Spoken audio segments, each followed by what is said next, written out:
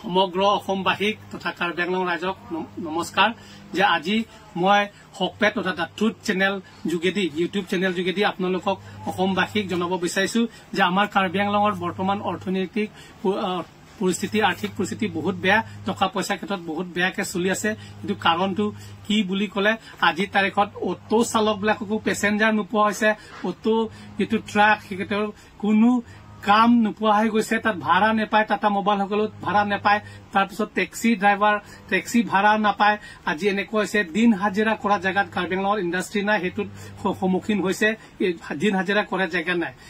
গতিকে এইকিটা সন্মুখীন এনেকুৱা হৈছে ইয়াত ভুক্তভোগীসকলে গম পায় টকা পইচাৰ কাৰণে কিমান কষ্ট হৈছে মানুহ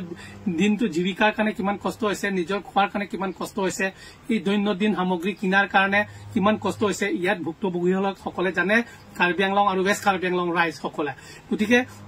সেইখিনিত কাৰণটো কি বুলি কলে মই মোৰ ফালৰ পৰা যেটো মই বিচাৰি পাইছো হেতে কাৰণ হৈছে যে আজি 5-6 বছৰ ধৰি তাৰ আগতে ইয়াত পেটি কন্ট্ৰাক্টৰ হুৰুৰা ঠিকাদাৰ আছিলে আৰু এই ঠিকাদাৰ সকলে কিছু কিবা এটা পৰিমাণে টকা পইচা পায় মানে বিল পায় কাম কৰি বিল পায় কিন্তু আজি তাৰিখত 5-6 তাৰিখত এই 5-6 বছৰত এইটো নাইকিয়া কৰি দিয়াৰ কাৰণে হুৰু ঠিকাদাৰ নথকাৰ কাৰণে আজি অফিচত যোৱাৰ কাৰণে যিকোনো বিভাগৰ অফিচত যোৱাৰ মানুহে নাই নথকাৰ কাৰণে অটো কোনে উঠিব গতিকে সেই কিটা ঠিকাদাৰ সকলে উঠে তাৰ পাছত ইয়াৰ বাহিৰেও এই ঠিকাদাৰ সকলে নিজৰ কামত কাম কৰিবৰ কাৰণে হে এই অটো ট্ৰাক লয় যেটো তাত সামগ্ৰী লাগে কাম কৰাত বালি হওক এই গিটি হওক পাথৰ হওক যিকোনো বস্তু কুৰিয়াৰৰ কাৰণে হে এইটোত ভাড়া পায় তাৰছত কাম যদি অকনমান ডাঙৰ হয় তেতিয়াহলে টাটা মোবাইল পায় আৰু কিছু কাৰণ বিশেষত্বৰ কাৰণে আৰু টেক্সি সকলেও ড্ৰাইভাৰ সকলেও এইটো ভাড়া পায় তাৰ পাছত হেকিটা বিল পালে ঠিকাদাৰ সকলে হুৰুৰা ঠিকাদাৰ সকলে বিল পালেহে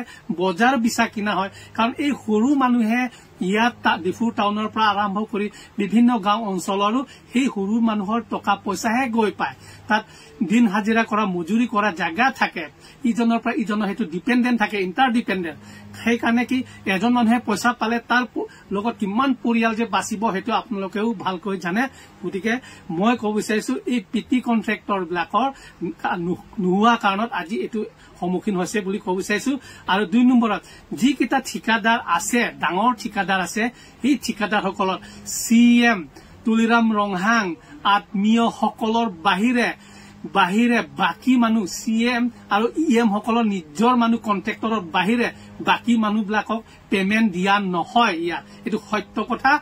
সত্য কথা দিয়া নহয় সেই কাৰণে ইয়াত কাৰ্বি আংলঙত আজি তাৰিখত ইমান যে নাটনি হৈছে টকা পইচা হেতুত ইয়াত থকা মানুহবিলাকে গম পায় গতিকে এই কথাটো অসমৰ মুখ্যমন্ত্ৰীয়ে এইখিনি চালিজাৰি চাব লাগে এটো তদন্ত কৰিব লাগে বুলি মই কব বিচাৰিছো আৰু সেইখিনিত মই কাৰণ বিচাৰি পাইছো যে হেতে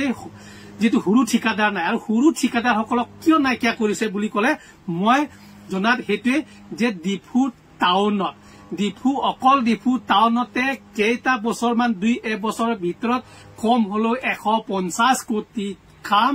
আৰম্ভ কৰি শেষ কৰিলে তাকো chief minister special package grant in aid পৰা শেষ কৰা হৈ গল তাৰ 1 বছৰৰ পিছত ইয়াত কাচে কনষ্ট্ৰাকচন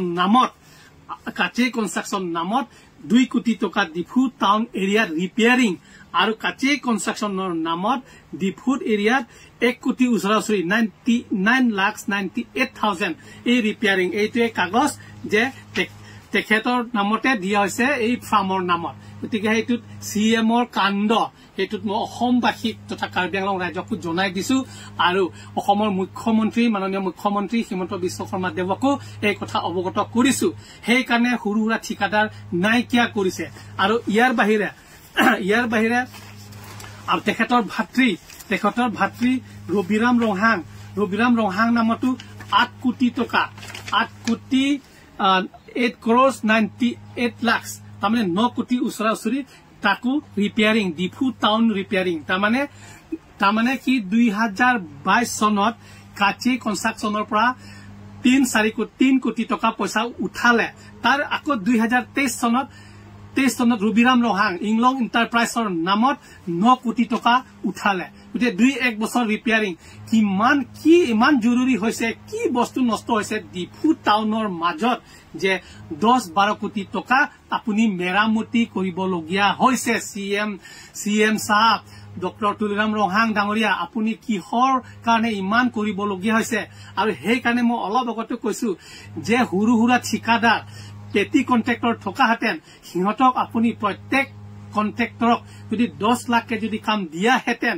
নাই কলেও তাত 50-60টা পৰিয়ালে 50-60 জন কন্ট্ৰেক্টৰে কাম পালেহেঁতেন আৰু 50-60টা পৰিয়ালে নিজৰ ঘৰৰ পৰিয়ালখন ধুনীয়াকে চলাই লৈ যাব পাৰিলেহেঁতেন ল'ৰা ছোৱালী খোৱা বোৱাৰ পৰা আৰম্ভ কৰি স্কুল ফিজ দিব পাৰিলেহেঁতেন আৰু তাৰ লগত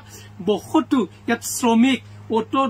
পেছেঞ্জাৰ পালেহেঁতেন অটো ট্ৰাক পেছেঞ্জাৰ পালেহেঁতেন টাটা মোবাইল পেছেঞ্জাৰ পালেহেঁতেন দোকান বজাৰ বিচা কেনে হলেহেঁতেন গতিকে ইয়াত কিমান উপকাৰ হলেহেঁতেন সেইটো আপুনি গম নাপাব কিন্তু আমি সৰু মানুহে আমি গম পাওঁ যে ইয়াত কিমান আমাৰ উপকাৰ হব আপুনি যদি সেইটো কৰাহেঁতেন কিন্তু তাৰ ঠাইত আপুনি 100 কোটি 150 কোটি কাম শেষ কৰা জায়গা পুনৰ আকৌ 9 কোটি 12 কোটি টকা আপুনি তাত আকৌ ৰিপেয়াৰিং মেৰামতি কামত খৰচে আমিহে জানো কিমান কষ্ট পাইছে আৰু এইটো কাৰ্বি আংলং ৰাইজৰ কাৰণে আনফৰ্চুনেট এইটো দুখিত আমি যে আমাৰ দুৰ্ভাগ্যজনক বুলি মই ক'ব বিচাৰিছো আৰু আজি মই তুলিৰাম ৰহাং চিএম কাৰ্বি আংলং অট'নমাছ কাউন্সিলৰ তেখেতক বদনাম কৰিবৰ কাৰণে নহয় বাধ্য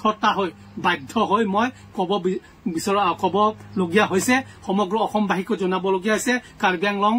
আৰু ৱেষ্ট কাৰ্বি আংলং